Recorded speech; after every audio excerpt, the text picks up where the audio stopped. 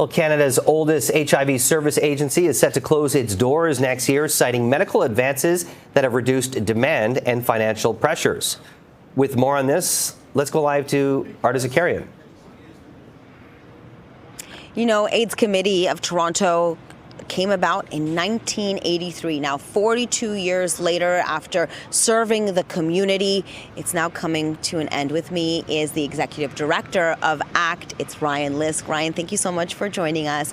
Tell me why the decision was made to close ACT. Yeah, it's been a lot of thought and a lot of discussion over many months. It is a hard decision, but we decided that the landscape of HIV has changed in 2025. 42 years later, we're in a different place. Medications are more effective, prevention has changed, HIV testing is advanced, and both those pieces and financially, we've managed deficit budgets for several years.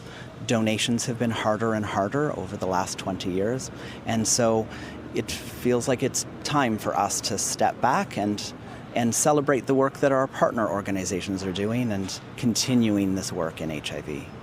And even though we've come a long way with HIV, with AIDS, there are still people that need your services. How will they move forward? Yeah, our staff, our amazing staff, will be spending time with the service users and our partner organizations, navigating referrals and individually thinking through the complex needs that some of our service users have, and thinking through where to next. The referrals to other organizations will be done over the next 6 months. Tell me about the history of the AIDS Committee of Toronto and the wide scope that it served. I mean, it started in 1983, and at one time it was the largest serving organization of its kind. Yeah, 1983 started with a collection of volunteers responding to a crisis, a pandemic that was predominantly killing gay men. This collection of volunteers evolved into an organization with a staff body that were doing tremendous patient advocacy, advocating for advancements in medications, advancements in treatment for HIV, and that galvanized the community. It brought together allies and people who care about both people living with HIV, but the marginalized folks that are at greatest risk.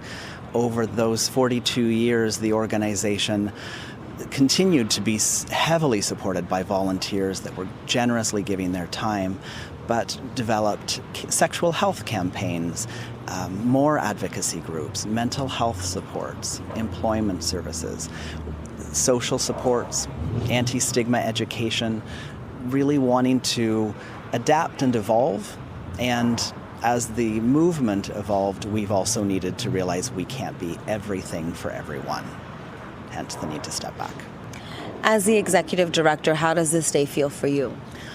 It's definitely a day full of emotions. It's been hard conversations. It's been hard for me to accept that this is the state, and certainly when the AIDS Committee of Toronto initiated, it would be the dream that someday an organization wouldn't need to be here. But HIV is still here, and the needs of our service users exist beyond ACT. We'll have more from Arda coming up in just a bit.